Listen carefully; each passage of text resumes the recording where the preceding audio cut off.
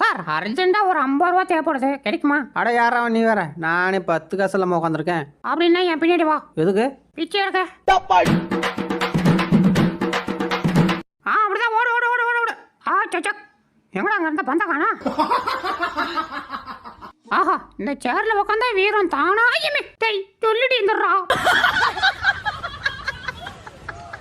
டே இந்திரா, என்னது இது? சாக்லேட்ரா, சாப்பிடு. சரி நான் போயிட்டு விட்டா. சரி சரி, பார்த்து போயிட்டு வா.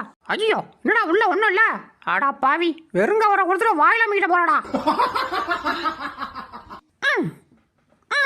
என்னடா இது ஃப்ரிட்ஜ் மூலம்?